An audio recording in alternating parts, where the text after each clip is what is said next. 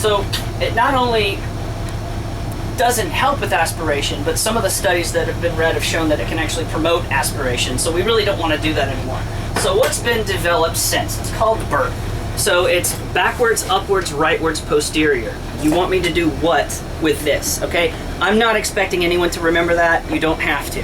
But when it comes to manipulating this for a better sight line for intubation, all I want you to consider, whoever will do this, is to push downward and up to the right towards the patient's right earlobe. Now think about what I'm doing here. I'm not only dropping it down so it's more posterior, allowing me to see more of the cords, as opposed to, say, the bumpy flesh just below the cords, called the arytenoid cartilage. But now I'm moving it upwards, closer to me, and I'm moving it more to the right, where I need to see, because I have the tongue over on the left, and I'm passing on the right. So anybody who's gonna help, you can do it yourself. If your partner's holding the blade, even if you're doing this yourself, you can manipulate it yourself, and then have your partner come over and say, hold exactly where I am. And then you can remove and then push the tube, okay? That has to do with that. Moving on to actually putting the tube in.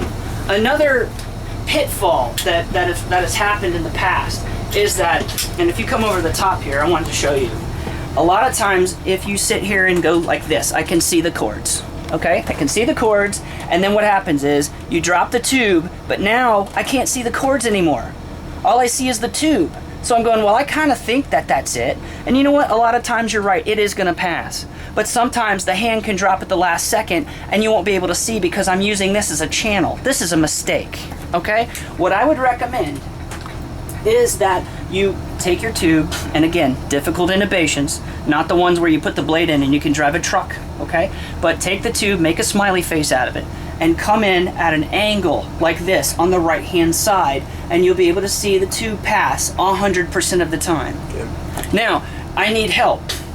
This cheek is in my way. So I take my partner and I have him kind of pull the cheek down, and now it gives me a lot more sight to be able to drop the tube properly.